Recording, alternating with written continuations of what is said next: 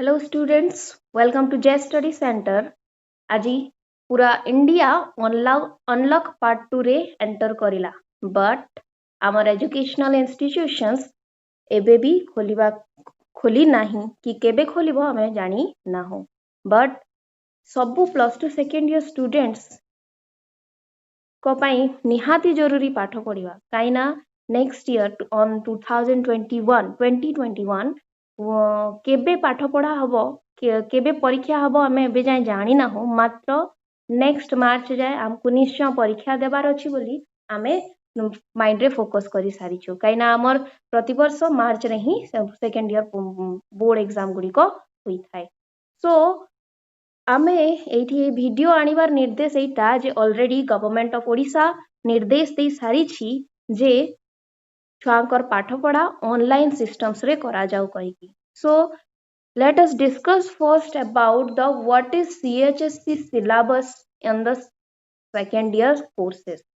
and specially a video team plus 2 second year arts students ମାନଙ୍କ ପାଇଁ ready କରୁଛି ଯାହା ଆପଣ ମାନେ ଏଇଠି ଏ PDF ରେ ଦେଖି ପାରୁଥିବେ council of higher secondary education Odisha Bhubaneswar courses of studies in art streams এই PDF ফাইলটি ଆପଣ ମାନେ ପାଇପାରିବେ CHSC ର official website ରୁ so let us discuss this what are your subjects I know you already know about that what are the subjects there is two compulsory paper दुईटी compulsory paper थाए जहा कि गोटे हला English एवं second T निजर Indian language तमे माने निजे चूज करी सारी थिबो फर्स्ट ईयर रु जहा होची Odia Hindi whether bengali telugu urdu sanskrit either alternative educations तो एई दीटी सब्जेक्ट 100 मार्क्स रो एग्जामिनेशंस ହେଇଥାଏ ସବୁ ବର୍ଷ ଏଇ ବର୍ଷ ମଧ୍ୟ 100 ମାର୍କ୍ସ ର ଏକ୍ସାମିନେସନ୍ସ ହବାକୁ ଯାଉଛି so English Odia sorry English and MIL ପେପରଟା ତମକୁ ନିଜକୁ ହିଁ ନିଜେ ପ୍ରିପାରେସନ୍ସ କରିବାକୁ ପଡିବ ଆଇ नो ଇଂଲିଶ ଲାଙ୍ଗୁଏଜ ଟିକେ ହାର୍ଡ ରହିଛି specially for the Odia background students so you can ask to your mentor जे तुम कॉलेज जे तुम हायर सेकेंडरी स्कूल रे पढ़ौछंती तांको ठू तुमे एडवाइस नै कि सेल्फ स्टडी रे काम लगई पारिबो so next we will goes to the elective subject आकु जिबा इलेक्टिव सब्जेक्ट रे तुम माने देखिबा को पाउछ ऑन द स्क्रीन दैट तुम पाखरे पांच छटी लैंग्वेज पेपर रही बट आम ओडिशार most of the CHSC students कौन करती दुईटी सब्जेक्ट को मोस्ट प्रिफर करी थांती जहा होची Odia Sanskrit with that in the town area गुडी करे मोस्टली हिंदी मध्य स्टूडेंट्स गुडी को चूज करी थांती तो ऑलरेडी ए सब्जेक्ट गुडी को तमे फर्स्ट ईयर रु चूज करी सारी छ सो आमे देखिबा इठी आमे देखिबा इटी जे आम पेपर्स गुडी को कौन रही तो लैंग्वेज सिलेक्टिव और द लैंग्वेज इलेक्टिव पेपर्स गुडी को आमे देखिला कौन रही Odia Bengali Hindi Telugu Urdu Sanskrit that's all and next जोटा अछि तुमर कंटेंट सब्जेक्ट जहा कि प्रैक्टिकल लाइफ रे most of the times use हुई थाए जहा कि होची history political science logic economics statistics mathematics sociology geography education anthropology psychology and home science as well as the industrial relations and personal management music that is preferable to the Indian music and information technology and mostly आमे जो institutions रे काम करूछु आम Mahima higher secondary school रो students history political science economics and educations को mostly जोर दे थांती ए सब्जेक्ट्स गुडी को ऊपर फोकस करी थांती बट मु एठी केदरा एक्स्ट्रा सब्जेक्ट विषय रे मध्य कहिबी सो देखिबा हमें हमर सिलेबस रे कोन मेनली रही छी दुईटी कंपलसरी पेपर एंड बाकी चारटी optional paper so let us discuss first हमें देखु छु एठी 2016 after 2016 batch हमें देखिबा एठी आफ्टर 2016 जो माने एडमिशन्स करिछन सेमान को पई प्रेफरेबल अछि ए सिलेबस टी फर्स्ट अच्छी यूनिट 1 रे तुम प्रोज पोएट्री एवं नॉन डिटेल स्टोरी यार अधा ए बुक्स गुड़िक जो तुम रही invitation to English 1 English 2 and English 3 as well as the English 4 यार अधा तुम ऑलरेडी +2 फर्स्ट ईयर रे पढ़ी सारी थिबो सो तुम ये निज इंग्लिश लेक्चरर संगे कंसल्ट करिकी तुम इंग्लिश सब्जेक्ट गुड़ी को डिटेलली पढ़ी पारिबो बट विदाउट सिलेबस भल भाव सेल्फ स्टडी केबे भी करी हुए नहीं सेइथिपाई ही मु आज तुमको स्पेशली सिलेबस विषय रे किछि नॉलेज दउछि नेक्स्ट सब्जेक्ट हमको हमें जीवा that is the another compulsory paper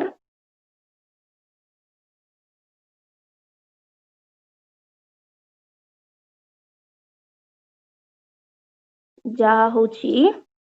तमरो MIL Odia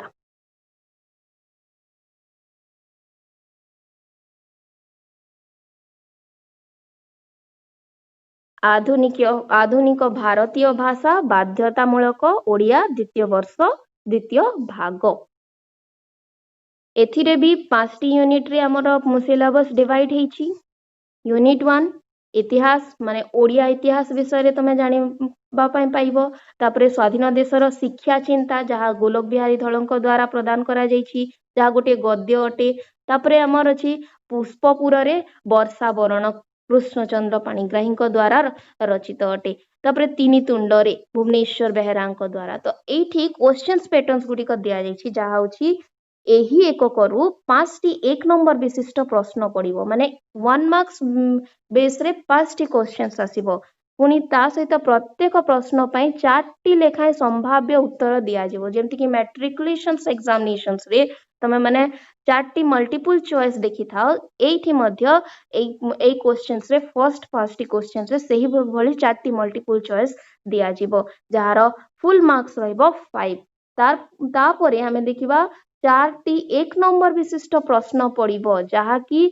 3 जेउथिरु कि 3टी रो उत्तर गोटिए वाक्य रे देबाकू हेबो जहार मार्क्स रहिछि 3 मार्क्स तापरे नेक्स्ट अछि 3टी 2 नंबर विशिष्ट माने गोटिए यूनिट रु केमती क्वेश्चंस आसुछि देखो 3टी 2 नंबर विशिष्ट प्रश्न आसीबो जहा कि होछि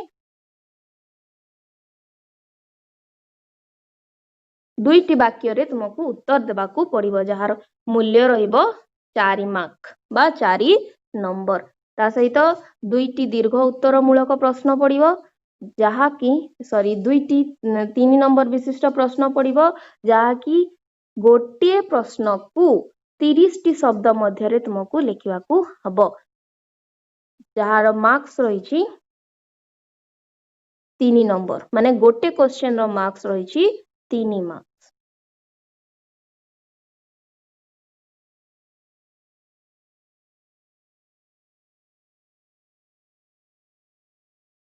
ए दुईटी 3 मार्क्स वाली क्वेश्चंस मध्य तुमको गोटे ही आंसर करिवार अछि तापरे हमें देखिबा दुईटी दीर्घ उत्तर मूलक प्रश्न पड़िबो जहा कि 150 शब्द मध्य रे तुमको लिखिबार अछि जार फुल मूल्यांकन बा मार्क्स रहिबो 5 मार्क तो ए भली भाबरे हमर यूनिट 2 मध्य सेमती कंप्लीट हबो एवं ता सहित यूनिट 3 मध्य सही भली भाबरे ही कंप्लीट हबो तो आमे एठी देखिबा यूनिट 2 रे चैप्टर्स कोन रहिछि एटा होछि पद्य विभाग आ पद्य विभाग रे हमर रहिछि बड़पण जहा कि राधानाथ राय को द्वारा रचित तपस्विनी पत्र गंगाधर मेहर को द्वारा रचित एवं बंदीर विरह व्यथा गोपबंधु दास को रचित एवं यहाँ रही वर्षा सच्चिदानंद राउत द्वारा रचित एवं पिंगलार अभिसार राधामोहन गणनायक सब बेले MIL रे मने रखिबो जे गद्य हो कि पद्य हो लेखक बा पद्यकार को नाम मने रखिबा पई पड़े तापरे यूनिट 3 रे आसुछि हमर सभ्य जमीदार गोटे जहा होछि गल्प ए सेक्शन डी ए थर्ड यूनिट टी हमर पूरा रहिछि गल्प उपरे आधारित तो आमे देखिबा एथि फर्स्ट चैप्टर रहिछि सभ्य जमीदार जहा कि द फेमस राइटर फकीर मोहन सेनापति को द्वारा लिखित तापरे सेकंड आसुछि पताका उत्तोलन सुरेंद्र महांती को द्वारा रचित रूपनारायण साहा अखिल महान पट्टनायक रचित एवं आकाश कईच। तापर आमे देखिबा हमर चतुर्थ एकक बा यूनिट 4 बोध ज्ञान। बोध ज्ञान रे एठी अवबोध परीक्षण माने पैराग्राफ दिया जिवो दुई प्रकार रो गोटे हला गद्यांश पई अवबोध परीक्षण एवं अन्यटी हला पद्यांश पई अवबोध परीक्षण। तो गद्यांश रे गोटे पैराग्राफ दिया जिवो 10 मार्क्स बा 10 नंबर वाला एवं ता सहित पद्यांश रे 5 नंबर 5 नंबर रे 1 मार्क्स क्वेश्चंस रहिबो एवं 10 नंबर रे 2 मार्क्स क्वेश्चंस रहिबो 5 टी। तापरे सर्जनात्मक रचना सर्जनात्मक रचना रे तमरा आसुची रूढ़ी प्रबाद प्रवचन और सूक्ति आधारित। तो एई भले भाबरे हमर ओडिया सिलेबस रो 4th यूनिट कंप्लीट हेबो। तापरे आमे देखुछु 5th यूनिट रे तमर रहिछि प्रबंध एवं व्याकरण। प्रबंध रे कोन कोन रहि अछि दरखास्त लेखन एवं पत्र लेखन। दरखास्त लेखन रे केमती प्रकार रो दरखास्त एवं पत्र लेखिबा को अछि व्यावसायिक माने गोटे कंपनी आउ गोटे कंपनी संगे इंटर रिलेशंस करला बेल को केमती भलिया पत्र लेखंती से ता उपरे तापरे व्यक्तिगत वृत्ति निमित्त सरकारी कार्यालय संबंधी सामयिक छुट्टी और संपादक को पत्र। तापरे देखुछु संक्षिप्तकरण माने होछि एठी तुमको करबार अछि गोटे बड़ स्टोरी बा गल्प को छोट आकार रे निज भाषा रे लिखिबार अछि। तापरे हमें लास्ट सेक्शंस को जीवा यूनिट 5 रे लास्ट सेक्शंस होछि व्याकरण। व्याकरण हमें छोट बेल रु ही पढ़ी थाउ सेति पई हमको एते असुविधा हुए नहीं एमएल +2 रे पढ़िला बेल को। तो ओडिया बैकग्राउंड रो स्टूडेंट्स मानको में विशेष जरूरी यही व्याकरण जहा जोथि रहिछि कि रूढ़ी वाक्य रे प्रयोग रूढ़ी को वाक्य रे प्रयोग करिवार अछि। एकपदीकरण माने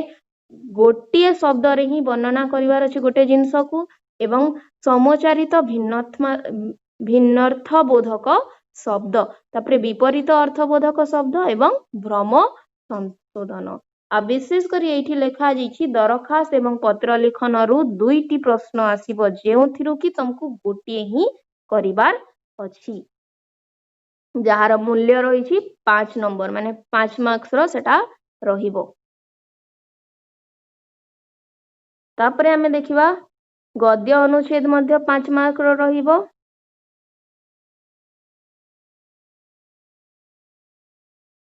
जहा कि संक्षिप्तीकरण रे आसीबो तमर रूढ़ी प्रयोग एकपदीकरण समुच्चारित भिन्नर्थबोधक शब्द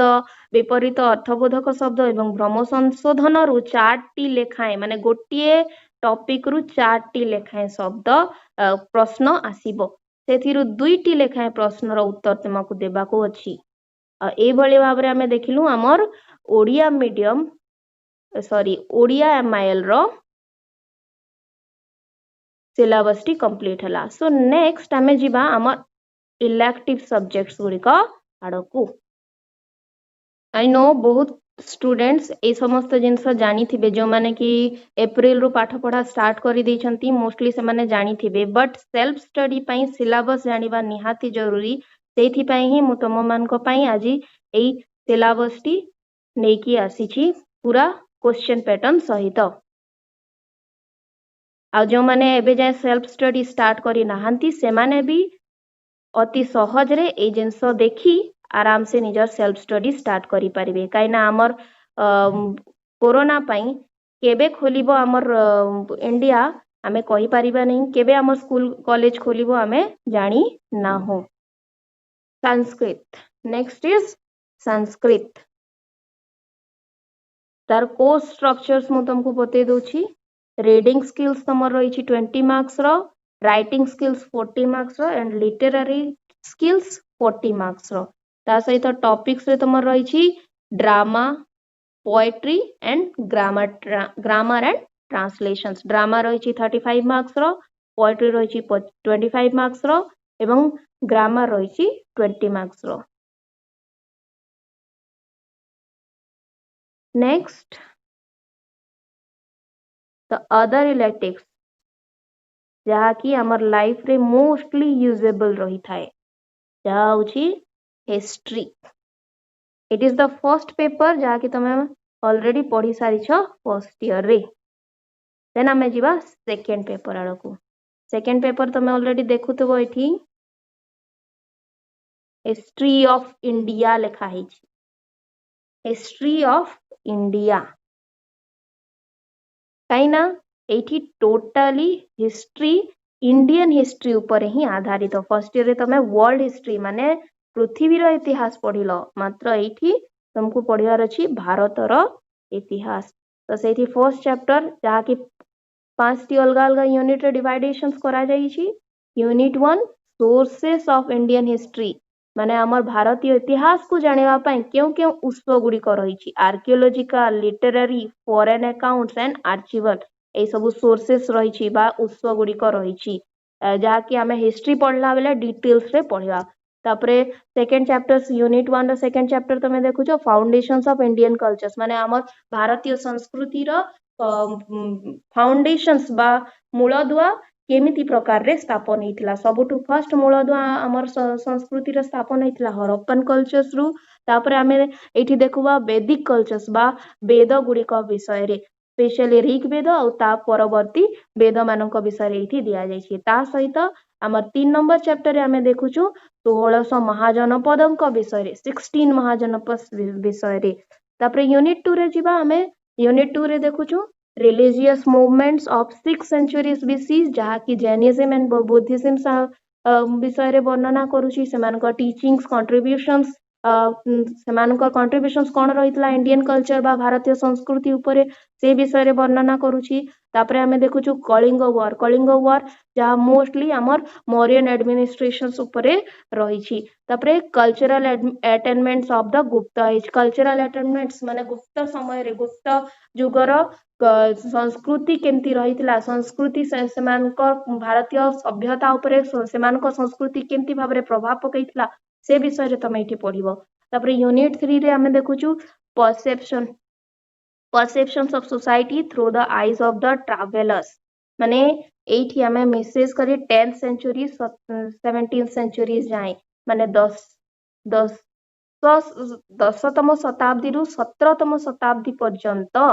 जो ट्रावेलर्स बा जो माने भ्रमण करिथांती एवं इतिहास लिखि थांती सेमानंक आखि द्वारा केमिति सोसाइटी ओटे ताहा विषय रे जानुछु जहा कि हम फर्स्ट रहिछि अल्बेरुनी, इबन बतुता एवं फ्रैंकोइस बर्नियर देन आमर रही दिल्ली सुल्तानेट्स। नेक्स्ट चैप्टर यूनिट 3 रो रही दिल्ली सुल्तानेट्स माने दिल्ली रे जो बाह्य शत्रु आक्रमण हैला परे केमती प्रकार सुल्तान गुड़िक रहिले सेमानंकर nature of state social structures कौन रहितिला एवं सेमानंक समय रे नारी मानंकर पोजिशंस बा नारी मानंकर भूमिका कौन रहितिला से विषय रे। देन थर्ड रे आसुचे कल्चर ऑफ मुगल एज बा मुगल संप्रदाय समय रे संस्कृति केमिति भावरे कार्य करुथिला सेमानक समय रे सोशल स्ट्रक्चर बा सामाजिक समस्त जिनस केमती रहितिला नारी मानकर भूमिका बा नारी मानकर पोजीशन से समय रे केमती रहितिला एवं आर्ट एंड आर्किटेक्चर्स केमती रहितिला पेंटिंग्स केमती रहितिला से विषय रे हमें एठी देखुछु। देन हमर फोर्थ पॉइंट होची सूफी एंड भक्ति movements that are the tenets impact on Indian society। Sufi movement बा सूफी आंदोलन एवं भक्ति आंदोलन सेमानकर भारतीय समाज उपरे केमती प्रभाव पकाइतला से उपरे एठी चैप्टर्स रहिछि। देन यूनिट 4 रे हमें देखुछु British economics policies in India माने 1757 रु 1857 जाए ब्रिटिश माने केमिति भाबरे अर्थनैतिक पॉलिसी गुड़िक भारत उपरे तैयारी कले एवं सेमाने तांकर निजर राजनीति केमिति कले सेमानकर राजस्व आय केमिति रहिला से समस्त विषय रे एठी यूनिट 4 रो फर्स्ट चैप्टर रे तमे पढिबो। तापरे सेकंड रे अछि रेवोल्ट्स अगेंस्ट ब्रिटिश कॉलोनियलिज्म माने ब्रिटिश मानकर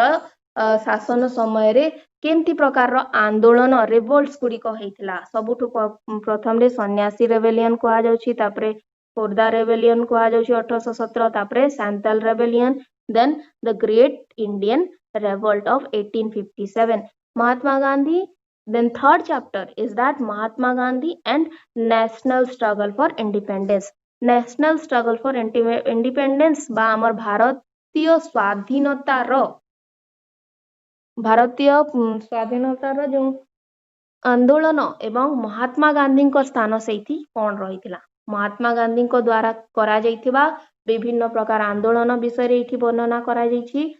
ଯେଉଁଥିରେ କି ଆମର ଓଡ଼ିଶାର ରେସ୍ପନ୍ସ ବା ଓଡ଼ିଶା ନିଜକୁ କେମିତି ଭାବରେ ସେଇଠି ଇନଭଲ୍ଭ କରିଥିଲା ତାହା ବିଷୟରେ ତମେ ଏଇଠି ପଢିବ। ନନ୍ କୋଅପରେସନ୍ସ ବା ଅସହଯୋଗ ଆନ୍ଦୋଳନ, ଯେଉଁଥିରେ କି ଭାରତର ଭୂମିକା ଏବଂ ସିଭିଲ ଡିସୋବିଡିଏନ୍ସି ଆଇନ ଅମାନ୍ୟ ଆନ୍ଦୋଳନ, ଯେଉଁଥିରେ କି ଓଡ଼ିଶାର ଭୂମିକା ଏବଂ ତା ସହିତ quit India movement and its response in Odisha. Quit India ମାନେ ଭାରତ ଛାଡ଼ ଆନ୍ଦୋଳନ, ଯେଉଁଥିରେ କି ଆମର ଓଡ଼ିଶାବାସୀଙ୍କର ପଦକ୍ଷେପ କ'ଣ ରହିଥିଲା। ଦେନ୍ ଫିଫ୍ଥ ୟୁନିଟ୍ ଆମେ ଯିବା ଏବେ ଆମର ଫିଫ୍ଥ ୟୁନିଟ୍। ଫିଫ୍ଥ ୟୁନିଟ୍ରେ କ'ଣ ରହିଛି? Colonial cities, urbanisations, planning and architecture. କେଉଁ ସମୟର? କଲୋନିଆଲ ସିଟିଜ୍ର ସହରୀକରଣ ବ୍ୟବସ୍ଥା, ପ୍ଲାନିଂସ୍ କ'ଣ ରହିଥିଲା, ସେମାନଙ୍କର ଆର୍କିଟେକ୍ଚର୍ସ ମାନେ ସମସ୍ତ ଜିନିଷ ବିଲ୍ଡିଂରୁ ନେଇକି ରାସ୍ତାଘାଟ ପର୍ଯ୍ୟନ୍ତ କେମିତି ଭାବରେ କଲୋନିଆଲ ପିପୁଲ ବା ବ୍ରିଟିଶ ସାମ୍ରାଜ୍ୟ ନିଜର ସହର ଗୁଡ଼ିକରେ ତିଆରି କରିଥିଲା ସେ ବିଷୟରେ ଏଇଠି ତୁମେ ଡିଟେଲ୍ସ ପଢିବ। ଯାହାକି ହୋଇଛି towns and cities in pre colonial Times, ମାନେ ବ୍ରିଟିଶର୍ସ ବା ଇଂରେଜ ମାନେ ଆସିବା ପୂର୍ବରୁ ଆମର ଟାଉନ୍ସ ଏବଂ ସିଟି ବା ସହରାଞ୍ଚଳ କେମିତି ରହିଲା ସେ ସମୟରେ ରହିଛି। ତା ସହିତ 18ଶ ଶତାବ୍ଦୀରେ କେଉଁ କେଉଁ ପରିବର୍ତ୍ତନ ହୋଇଥିଲା, changes in 18th centuries, trends of changes in the 19th centuries, ମାନେ କେଉଁଭଳି ଭାବରେ 19ଶ ଶତାବ୍ଦୀରେ ମଧ୍ୟ ଚେଞ୍ଜ ହେଇ ପରିବର୍ତ୍ତନ ଆସିଥିଲା ସମାଜରେ, ତାହା କେମିତି ପ୍ରକାରେ ports and centre for services ଗୁଡ଼ିକ ଷ୍ଟାର୍ଟ କରାଯାଇଥିଲା। ପୋର୍ଟସ୍ ମାନେ ହେଉଛି ତମର ଦ୍ୱୀପ ଗୁଡ଼ିକ ଏବଂ ଫୋର୍ଟସ୍ କିଲା ବା ଆମେ କହୁଛୁ ଦୁର୍ଗ ଗୁଡ଼ିକ, ସେ ବିଷୟରେ ତମେ ପଢିବ। ତାପରେ ନ୍ୟୁ ଅର୍ବାନ ମିଲିୟୁ, ଦେନ୍ ଫର୍ଷ୍ଟ ହିଲ୍ ଷ୍ଟେସନ୍ସ ସେ ସମୟରେ କେଉଁଠି ସ୍ଥାପନ କରାଯାଇଥିଲା ସେ ଜିନିଷ ଉପରେ ପଢିବ। Social life in new cities, ମାନେ ନୂଆ ନୂଆ ଦେଶମାନଙ୍କ ନୂଆ ନୂଆ ସହର ମାନଙ୍କରେ କେମିତି ସାମାଜିକ ଜୀବନ ଲୋକ ଯେଉଁଥିଲେ ଏବଂ ତା ସହିତ colonial architecture in Kolkata, Bombay and Madras, ଯାହାକି କଲକାତା କୁହାଯାଉଥିଲା ସେ ସମୟରେ କୋଲକାତା ଏବଂ ମୁମ୍ବାଇ ବର୍ତ୍ତମାନ ଯାହାକୁ କୁହାଯାଉଛି ସେ ସମୟରେ କୁହାଯାଉଥିଲା ବମ୍ବେ ଆଣ୍ଡ ମାଦ୍ରାସ, ଯାହାକି ବର୍ତ୍ତମାନ କୁହାଯାଉଛି ଚେନ୍ନାଇ। ସେ ସମୟରେ ଏଇ ତିନିଟି ସହରରେ କେମିତି କଲୋନିଆଲ ଆର୍କିଟେକ୍ଚର ବା ବ୍ରିଟିଶର୍ସ ମାନେ କେମିତି ବିଭିନ୍ନ ପ୍ରକାରର ରାସ୍ତାଘାଟ ଏବଂ ସହର ନିର୍ମାଣ କାର୍ଯ୍ୟ, ବିଲ୍ଡିଂସ୍ ନିର୍ମାଣ କାର୍ଯ୍ୟ କେମିତି କରିଥିଲେ ସେ ବିଷୟରେ ପଢିବ। Then second is the formations of province of Odisha, ମାନେ ଓଡ଼ିଶା ରାଜ୍ୟ କେମିତି ସ୍ଥାପନ ହେଲା ସେ ବିଷୟରେ ମଧ୍ୟ ସେକେଣ୍ଡ ୟୁନିଟ୍ 5 ସେକେଣ୍ଡ ଚ୍ୟାପ୍ଟରରେ ତମେ ପଢୁଛ, ଯାହାକି ହେଉଛି ମୁଭମେଣ୍ଟସ୍ ଫର ଲିଙ୍ଗୁଇଷ୍ଟିକ ଆଇଡେଣ୍ଟିଟି ବା ଭାଷା ଜନିତ ଆଇଡେଣ୍ଟିଟି ପାଇଁ କେମିତି ଆନ୍ଦୋଳନ କରାଯାଇଥିଲା। ଆମେ ଓଡ଼ିଆ କହିକି ଆମେ ନିଜର ଅସ୍ତିତ୍ୱ ହରେଇବା ନାହିଁ କହିକି କେମିତି ପ୍ରକାରର ଆନ୍ଦୋଳନ କରାଯାଇଥିଲା ସେ ବିଷୟରେ ବର୍ଣ୍ଣନା କରାଯାଇଛି। ଦେନ୍ second is the events leading to the formation of the province. Then third is the contributions of Madhusudan Das, Gopabandhu Das, Krishnachandra Gajapati. Second is the Sarala Devi, Rama Devi and Malati Devi. A B category रे एठी काई की रखा जाइछि काइना पुरुष मानकर भूमिका जेमती रहितिला हमर ओडिसा को गोटे स्वाधीन राज्य आकार रे तैयारी करिया पई सेही भली नारी मानकर स्थान मध्य रहितिला। सेही पई ही एठी ए बी कैटेगरीज दिया जाइछि। प्रथम टी हेले पुरुष माने, सेकंड टी हेले नारी माने। आ ए बी रु गोटे गोटे जण जणकर टॉपिक निश्चय तुमको पढिवार अछि, माने जणकर टॉपिक निश्चय एग्जाम रे आसीबो। नारी रो जण गोटे टॉपिक आसिले पुरुष रो गोटे टॉपिक निश्चय आसीबो। Forming the Indian constitutions, forming the Indian constitutions रे हमें देखिबा हमर भारतीय संविधान केमिति प्रकार रे तैयारी हैला। Making of the constituent assembly, हमर भारतर संविधान प्रणयन सभा केमती आरंभ करागला। तापरे विजन ऑफ द कॉन्स्टिट्यूशन संविधान को केमती तैयारी करागला एवं संविधान रे कौन कौन रहिला सैलिएंट फीचर्स माने तार विशिष्ट उपादान विषय रे। तो एटा थिला तमर फर्स्ट इलेक्टिव हिस्ट्री डिटेल से जानिबा पाई अछि। तो ए पीडीएफ को निश्चय डाउनलोड करिवो सीएचएससी ऑफिशियल वेबसाइट रु। Next is that political science syllabus first year रे ऑलरेडी केदरा जिंस पढ़ी सारी छो आमे जिबा एबे सेकंड ईयर वालको सेकंड ईयर रे तुमको पढ़िवार अछि जेहेतु तुमको सेल्फ स्टडी करिवार अछि सेति पई ही मु डिटेल्स रे पूरा सिलेबस एक्सप्लेन करूछी। फर्स्ट चैप्टर ए मध्य 5 यूनिट डिवाइडेशंस अछि। फर्स्ट यूनिट जहा की होची डेमोक्रेसी इन इंडिया भारत रे गणतंत्र व्यवस्था केमती रही छी। तो भारत रे गणतंत्र व्यवस्था जानिबा पई हेले फर्स्ट जानिबा को हबो गणतंत्र बा डेमोक्रेसी कोन जहा की फर्स्ट चैप्टर रे ही दिया जाई छी। डेमोक्रेसी तार अर्थ तार टाइप्स बा केते प्रकार रही थाए फीचर्स बा डेमोक्रेसी बा गणतंत्र वैशिष्ट्य कौन तापरे challenges to democratic process in India माने भारत रे आज जाए डेमोक्रेटिक प्रोसेस बा गणतांत्रिक व्यवस्था चलिबा उपरे कौन कौन बाधा बा प्रतिबंधक आसी से विषय रे एठी तमे फर्स्ट चैप्टर रे पढ़िबो जहा की पांचटी बाधा को एठी विशेष गुरुत्व दिया जाई छी। इनइक्वालिटी असमानता जहा मोस्ट ऑफ द क्षेत्र रे बहुत जिंस रे असमानता थाए जहा कि तमे ऑलरेडी तमे आको चैप्टर पढ़ले पढ़ी पारिबो। तापरे इलिटरेसी बा अशिक्षितता आमर द्वितीय प्रतिबंधक तापरे रीजनलिज्म्स बा आंचलिकतावाद आमे ओडिसावासी केवल भारतीयवासी कहि कि भूली जाऊ सेई जिंस मोस्टली हुए रीजनलिज्म्स रे। तापरे नक्सलाइट प्रॉब्लम्स बा नक्सलवादी समस्या तापरे आसुची हमर जेंडर इनइक्वालिटी बा लिंगगत वैषम्यता आमे मनीष हिसाब रे आमर लिंगगत वैषम्यता कौन रही ताहा आमे जानिछो किंतु सामाजिक हिसाब रे कौन करिवार अछि ताहा आमे भूली जाइताउ सेथि पई एथि विशेष करी जेंडर इनइक्वालिटी को स्थान दिया जाइछि जहा कि आम भारतीय गणतांत्रिक व्यवस्था रे गोटे प्रतिबंधक आकार रे देखा जाई थाए। तापरे आमे देखुछु पार्टी सिस्टम इन इंडिया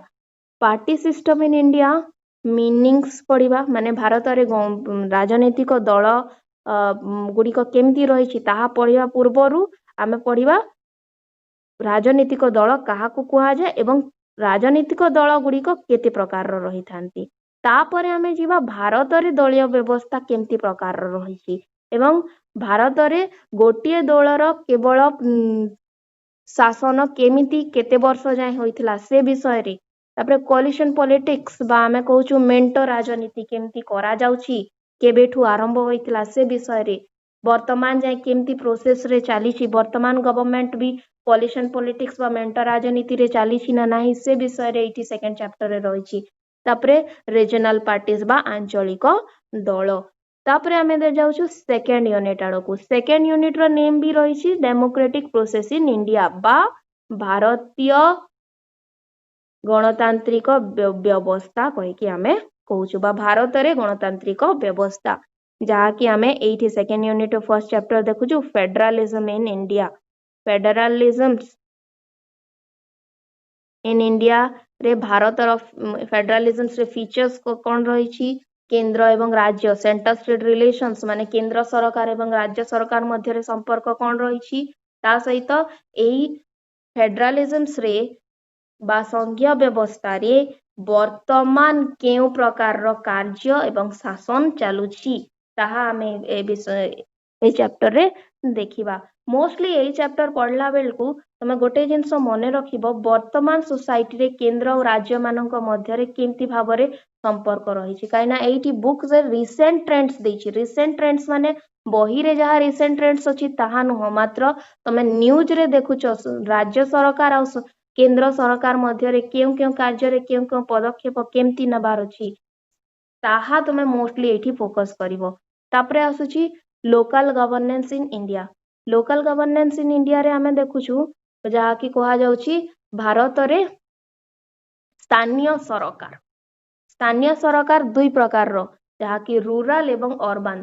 सहरांचल रे अन्य प्रकार रो रही थाए एवं ग्रामांचल रे रही थाए तो सेही सहरांचल रो स्थानीय सरकार केमती रही थाए कौन कौन तार स्टेप्स थाए तार कार्य कौन रही थाए ताहा उपरे आमे देखिबा ता सहित अर्बन बा सहरांचलर शासन केमती रही थाए ताहा मध्ये एठी तमे डिस्कस करिवो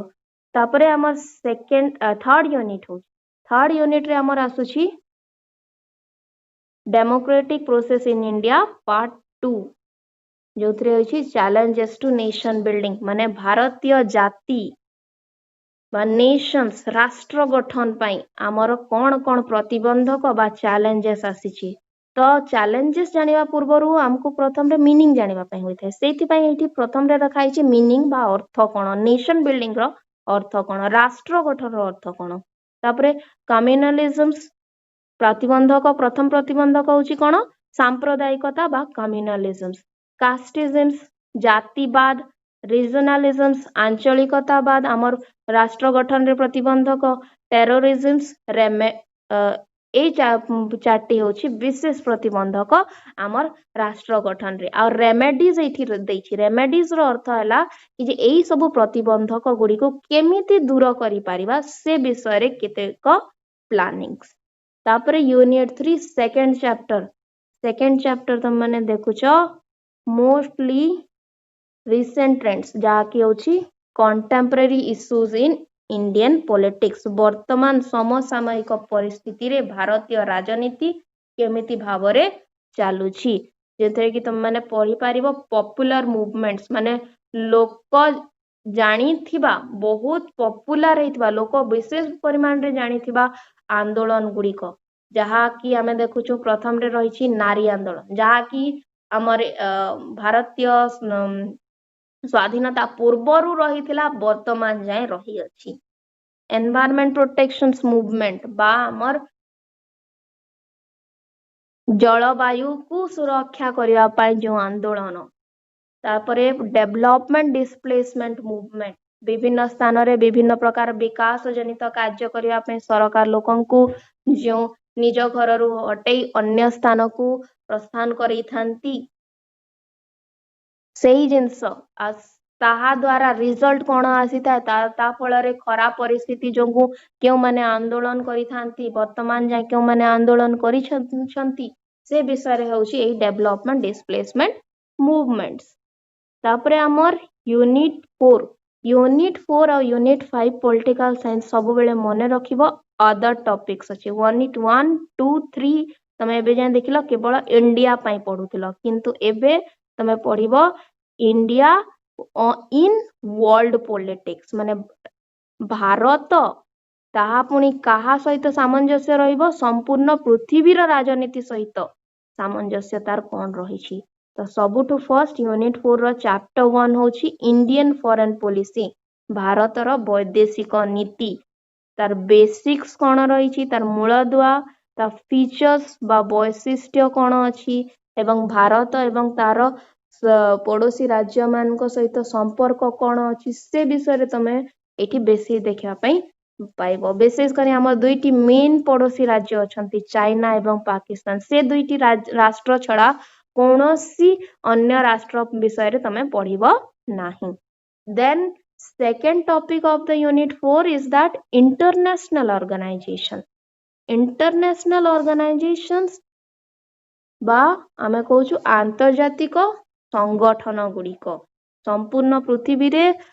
गोटे शांति बजाय रखी गोटे राजनीति मध्य उत्तम भाव रे चलिबा बोली केउ केउ आंतर्जातिक संगठन गुड़िक गठन करा जायछि से विषय रे पढ़िबा तो एट सबुठु इम्पोर्टेंट आंतर्जातिक संगठन कोन यूएनओ यूनाइटेड नेशंस ऑर्गेनाइजेशंस बा आमे कहूछु जाकी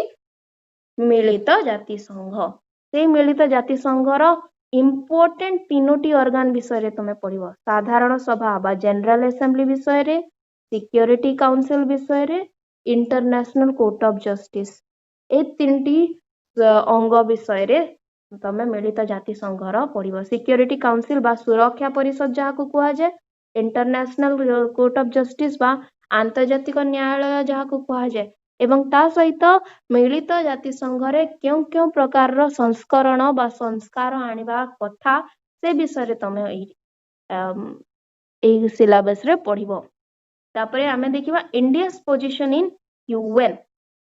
मिलित जाति संघरे भारतर स्थान कौन रही। तो आमे देखिलु आमर चैप्टर टी थिला इंटरनेशनल ऑर्गेनाइजेशन। इंटरनेशनल ऑर्गेनाइजेशन तो एठी इंटरनेशनल ऑर्गेनाइजेशन से फर्स्ट आसुची यूएनओ बट सेकंड कैटेगरी रे आसुची आमर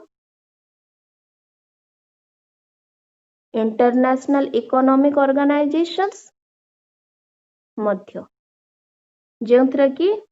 दुईटी पार्ट रही वर्ल्ड बैंक आउ आईएमएफ बा international monetary fund.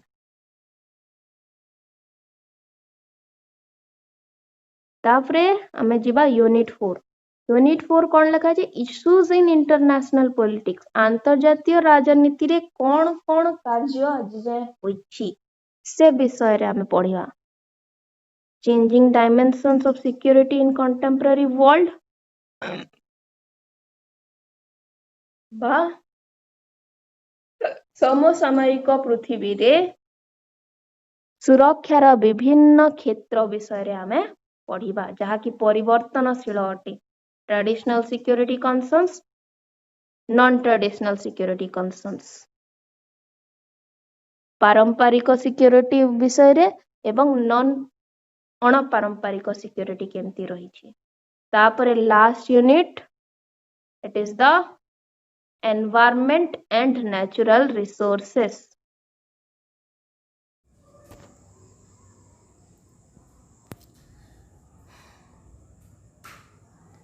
Environmental and natural resources परिवेश एवं प्राकृतिक संबल। प्राकृतिक संबल राजनीति विज्ञान रे केमती आसुची प्राकृतिक संबल केमिति प्रकार रे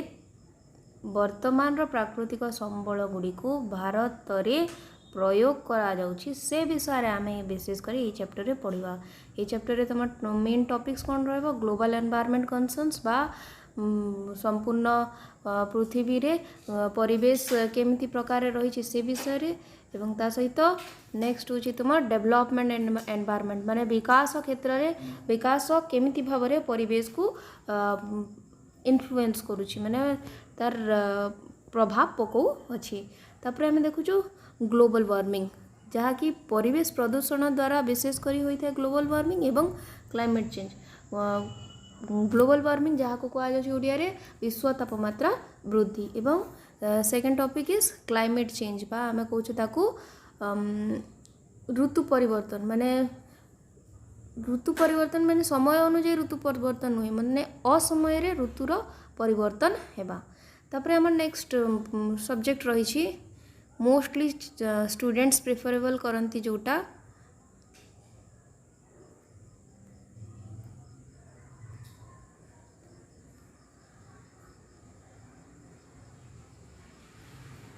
इकोनॉमिक्स। इकोनॉमिक्स जो पेपर नेम की तुम देखु elementary micro and macro economic.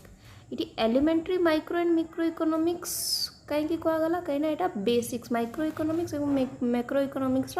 Basics तुम्हें पढ़ो। मोस्टली ये तुम्हें पढ़ो माइक्रो इकोनॉमिक्स इंट्रोडक्शंस फर्स्ट जो थे कि तुम डेफिनेशंस रहिबो scope subject matters of economics रहिबो अर्थनीति व्यवस्थार अर्थ बा तार संज्ञा गुड़िक तार परिसर कौन रही तार सब्जेक्ट मैटर कौन रही तार अर्थ मीनिंग ऑफ इकोनॉमी कौन central problems of an economy माने प्रत्येक देशर अर्थनैतिक व्यवस्था रे केन्द्रिक समस्या गुड़िक कौन आसी थाए से केन्द्रिक समस्या गुड़िक है तुमर स्कार्सिटी एंड चॉइस ए सबू आ से प्रॉब्लम्स गुड़िक कौन केमिति प्रकार रे प्रोड्यूस होता है एवं कहा द्वारा तैयारी होता है from whom to produce. Then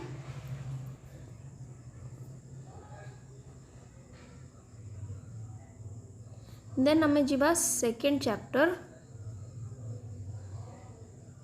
first part रो second chapter composition and consumptions and demand. Consumptions and demand क्या कहा जाए लॉज ऑफ कंजप्शंस बा आमर उपभोक्ता को आईन रही माने उपभोग करने जिनस गुड़िकर क्यों क्यों आईन रही जहाँ marginal utility and total utility law of diminishing marginal utility law of equi marginal utility and conditions of consumers equilibriums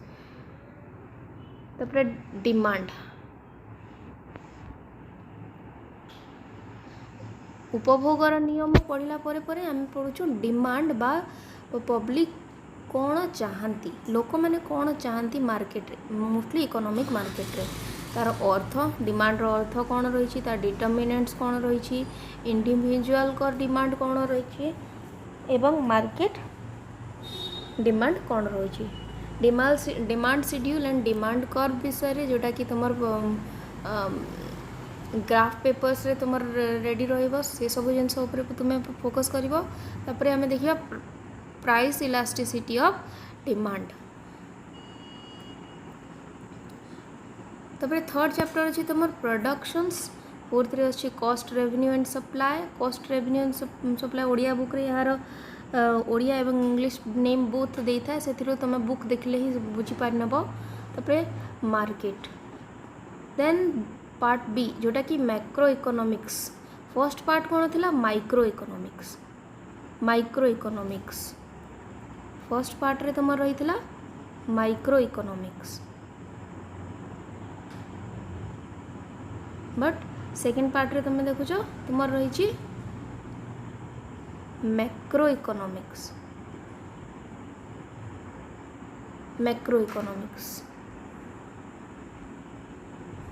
तो ये मैक्रो इकोनॉमिक्स रो भी फर्स्ट तुमको इंट्रोडक्शंस पढ़वार अच्छी इंट्रोडक्शंस रे कौन रहिबो मैक्रो इकोनॉमिक्स रो अर्थ कौन the distinctions between macro and micro economics and macro economics मध्य प्रभेद कौन एवं subject matter of macro economics then 7th number chapter national income जातीय आय विषय रे एठी पढ़िबो माने हमर भारतर जातीय आय कौन रही जीडीपी कौन एनडीपी कौन से समस्त जिनस विषय तुम ये 4th यूनिट रे sorry part B 7th chapter रे पढ़िबो तापर तुम चैप्टर 8 रे तुम रही मनी बैंकिंग एवं public finance money banking public finance जोटा कि वर्तमान प्रैक्टिकल लाइफ पे निहाती जरूरी से जिनस उपरे तुम +2 सेकेंड ईयर रो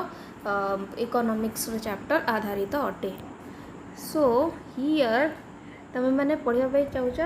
मनी माने मुद्रा केवेठू आरंभ होइथिला तार कार्य कौन तापर कमर्शियल बैंक सिस्टम केबे आरंभ हैला कमर्शियल बैंक केमती रहिला सेंट्रल बैंक रो कार्य कौन रहिला तापर लोकों मध्य पब्लिक फाइनेंस गुड़िक कौन कौन रही difference between public finance and private finance कौन कौन तापर बजेट के कौन अटे ता केमती प्रस्तुत हुए केमती कार्य करे से विषय तुम इकोनॉमिक्स रे पढ़िबो देन स्टैटिस्टिक्स भी सही सेम काइंड ऑफ चैप्टर जमती कि इकोनॉमिक्स आमर रही कहीं ये तुम लिखिदे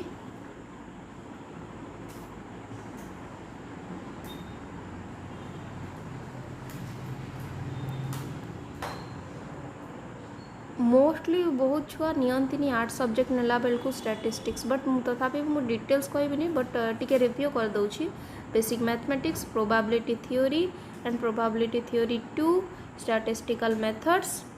एंड स्टैटिस्टिकल मेथड 2 ये समस्त जिनस तुम स्टैटिस्टिक्स पाठ रे रही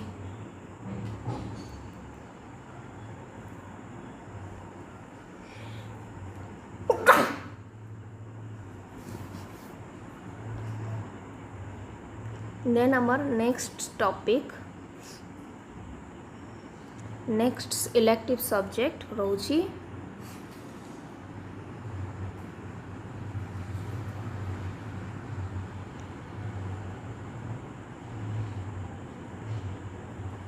sociology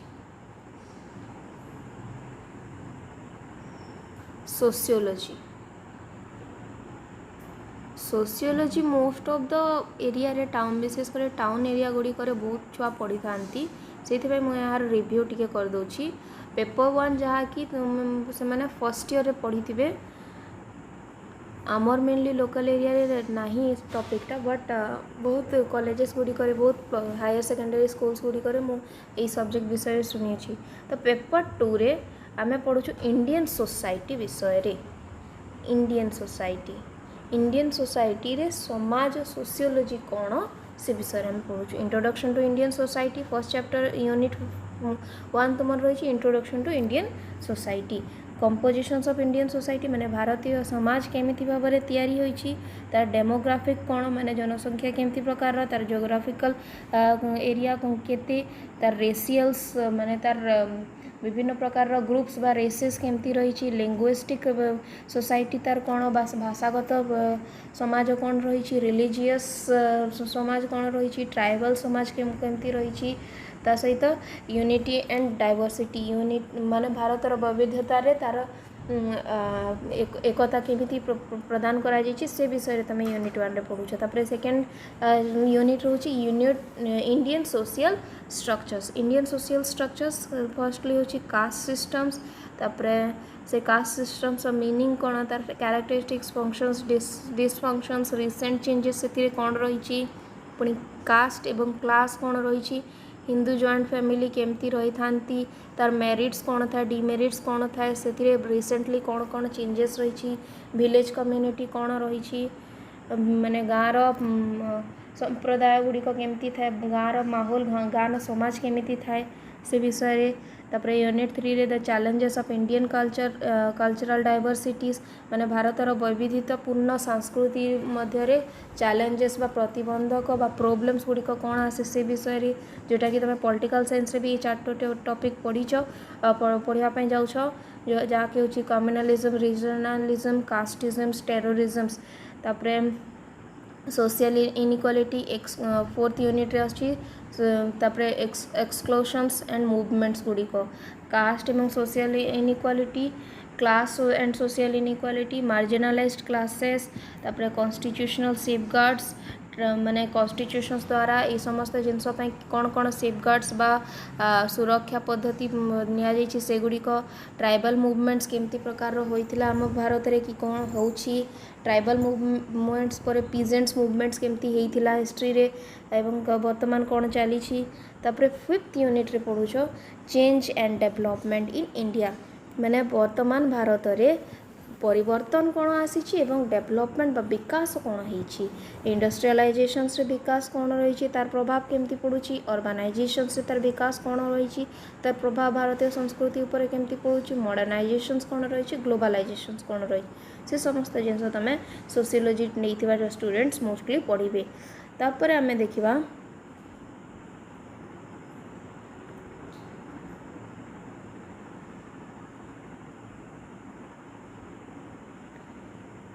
next topic education second year paper जहाँकि 70 मार्क्स रो थ्योरी होता बेले 30 मार्क्स रो प्रैक्टिकल आसी था तो थ्योरी पेपर कौन कौन रही आम देखा contributions of educators first unit माने विभिन्न प्रकार एजुकेटर्स बा शिक्षित संप्रदाय लोकों से रोल बा भूमिका कौन अटे से माने कौन उपादेयता प्रदान करिसेंती आम समाज को जमती कि Mahatma Gandhi Pandit Gopabandhu Das Shri Aurobindo Jean Jacques Rousseau John Dewey एमाने एजुकेशंस को लेकिन कौन कहते एजुकेशन एजुकेटेड समाज एमान द्वारा केमिति प्रभावित होइछि कौन से थ्योरी रही एजुकेशन विषय से समस्त जिनस तुम यूनिट 1 रे पढ़िबो तापर learning and motivation second unit तुम रही लर्निंग एंड मोटिवेशन जो थे कि meaning nature and factors of learning तुम पढ़िबो माने शिखिबा केमिति शिखिबा प्रक्रिया केमिति रही था तार शिखिबा प्रक्रियार अर्थ कौन शिखिबा प्रक्रियार नेचर्स केमती रहिबा कथा तार फैक्टर्स केमती रहिबा कथा से विषय तापर थ्योरीज ऑफ लर्निंग विभिन्न एजुकेशनलिस्ट विभिन्न प्रकार थ्योरीज प्रदान करथांती शिक्षा ग्रहण करने क्षेत्र में फर्स्ट हूँ ट्रायल एंड एरर थ्योरीज जहाँ को कह जाए माने करी भूल करिबो पुणी शिखिब से पद्धति अटे जहाँ तापर रही laws of learnings classical conditioning theories insightful learning observational learning learning as constructions of knowledge motivations in learning तापर आम देखु नेक्स्ट हूँ मोटिवेशंस माने निजक मोटिवेट केमती कर लर्नर्स को मोटिवेट शिखा क्षेत्र में स्टूडेंट्स को शिखापी मोटिवेट केमती कर से विषय रे आमर रही तापर करंट इश्यूज थर्ड यूनिट हूँ करंट इश्यूज इन एजुकेशन शिक्षा क्षेत्र में करंट इश्यूज वर्तमान समय कौन चली से समस्त जिनस universalizations of elementary education and RTE रो अर्थ होची राइट टू एजुकेशन बा शिक्षा ग्रहण करिवार अधिकार जहाँ कि हम संवैधानिक अधिकार आकार रे शिशु मानक प्रदान करा जायछि तापर education for national integrations and international understandings तापर सेकेंड आछि environmental educations value educations and human rights educations information and communications technology informations and communications technology then life skills तो एटा थिला तमर पूरा unit third then unit fourth आड़ को जीवा आमे यूनिट फोर्थ रे देखुछु एजुकेशनल स्टैटिस्टिक्स कोन एजुकेशंस रे वर्तमान आमर से विषय रे आमे देखबा तो स्टैटिस्टिक्स रे meaning natures and uses frequency distributions graphical representations of data माने हिस्टोग्राम पॉलीगॉन और पाई चार्ट रे केमती डाटा ग्राफिक्स करा जाइछि हमर एजुकेशन क्षेत्र रे से विषय रे एवं मेजर्स ऑफ सेंट्रल टेंडेंसी जहाँ कि तमर mostly mathematical process mean median and mode एमानकर मीनिंग भी पढ़िबो एवं कैलकुलेशंस मध्य तमे पढ़िबो तार कैलकुलेशन सहित तार यूजेस देन नेक्स्ट आम टॉपिक अटे तो आमे एबे जाए जिते थ्योरी पेपर पढ़िलानी इलेक्टिव सब्जेक्ट पढ़िलानी मोस्टली लैंग्वेज पेपर को छाड़ी देले बाकी जिते भी इलेक्टिव पेपर रही तार क्वेश्चंस पैटर्न्स मु कहि दउछि एठी हिस्ट्री एजुकेशन जेमती क्वेश्चंस पैटर्न्स रही पॉलिटिकल साइंस हिस्ट्री एजुकेशंस एवं इकोनॉमिक्स यही चार्टे सब्जेक्ट मोस्टली तार क्वेश्चंस पैटर्न सेम रही है फर्स्ट रे तुम 15 मार्क्स आसी थाए फर्स्ट रे तुम 15 मार्क्स आसी थाए मल्टीपल चॉइस देन सेकेंड रे आसी थाए 15 marks fill in the blanks and third रे आसी था तुमर 2 मार्क्स क्वेश्चंस जहाँ कि तुमर 11टा क्वेश्चंस करने पड़ी थाए सेटा भी दुईटी वाक्य रे उत्तर लेख 2 मार्क्स क्वेश्चंस अटे दुईटी वाक्य रे तुमको लिखबार थाए तापरे 3 मार्क्स क्वेश्चन थाए जहाँ कि 6टी वाक्य रे तुमको पूरण करने थाए तापरे आमर आसुची 7.5 मार्क्स 7.5 मार्क्स क्वेश्चंस जहाँ कि तुमर केवल 4टी क्वेश्चंस आंसर्स करने थाए क्वेश्चंस रे 5टी थाए बट तुमको 4टी ही करने थाए देन नेक्स्ट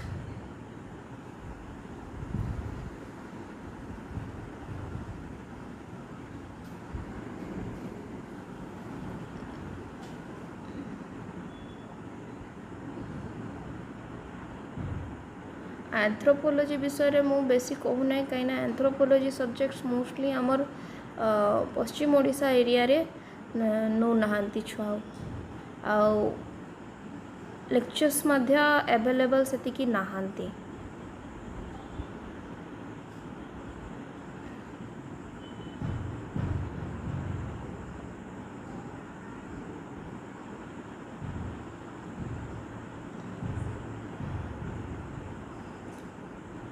एठी गोटे जिनस मु मोस्टली कहबी साइकोलॉजी इन एप्लिकेशन साइकोलॉजी बहुत स्टूडेंट्स नहीं थांती सेकेंड इयर्स पई कौन रही साइकोलॉजी देख तो मैंने निजे ये देखा पाच तार थ्योरी रही 70 मार्क्स रो आ प्रैक्टिकल रही 30 मार्क्स रो एंड थ्योरी रे कौन कौन पढ़ार अच्छी unit 1 life span development meaning of development principles of development stages of development माने मनीष समाज मनीष जीवन रो कौन कौन स्टेजेस रही है डेवलपमेंट बा विकास पद्धति रे तापरे सेल्फ एंड पर्सनालिटी डेवलपमेंट जहाँ कि कह जाउछि जो कि concept of self and personality types and traits concept of personality types and traits and assessment of personality विषय रे तमे पढ़िबो। तापरे हमें देखुछु चैप्टर टी आउ कौन कौन ऊपर डील करूछि meaning nature and causes of stress माने चिंता मनर भावना रे माने जो जोर दिया जाए से स्ट्रेस रो मीनिंग कौन तार नेचर कौन थाए तार कारण कौन रही थाए coping strategies to deal with stress. तापर सेकेंड यूनिट रोची meeting the life changes second unit बा थर्ड चैप्टर अच्छी तमर meaning nature and causes of stress coping to deal with stress. तापर fourth unit physical environment and behaviour एथिरे human impact on environment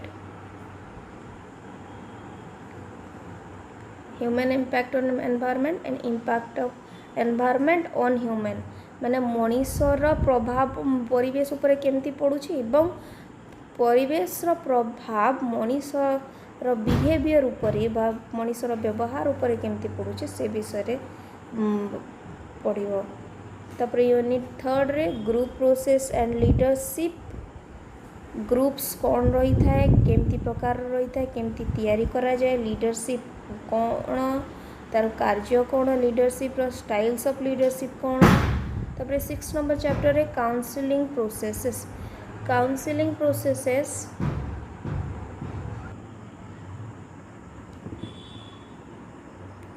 so आमे इन एठी unit 3 5 number chapters रे हमें देखला लीडरशिप विषय तापर 6th unit 6 chapters counselling processes counselling केमती करा जाए काउंसलिंग रो मीनिंग कॉन्सेप्ट्स कौन काउंसलिंग रो गोल्स कौन तनको थाई एवं ता सहित characteristics of an effective counsellor माने जो माने काउंसलिंग करि थांती तांको काउंसलर्स कहा जाए आ सेमानकर कैरेक्टरिस्टिक कौन रहिबा कथा एज ए इफेक्टिव काउंसलर्स से विषय ये वर्णना कराई तुम पढ़ापी जाऊछ। तापर आम देखा यूनिट 5 रे अच्छी तुम साइकोलॉजिकल डिसऑर्डर्स माने मनीष दिमाग रे कौन कौन प्रकार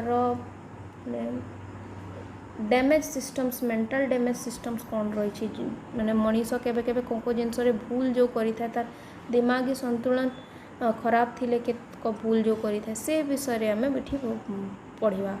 जहाँकि concept of normality abnormality criteria of studying abnormal behaviour causal factors associated with abnormal behaviour major psychological disorder जोटा कि anxiety disorder somatoform disorder and mood disorder. Then 8 number chapter therapeutic approaches 8 number chapters रे हमर nature and process of therapy माने ए सब psychological disorders पई कौन कौन आरोग्यकारी थेरापी गुड़िक रही से विषय आम पढ़ुँ। तापर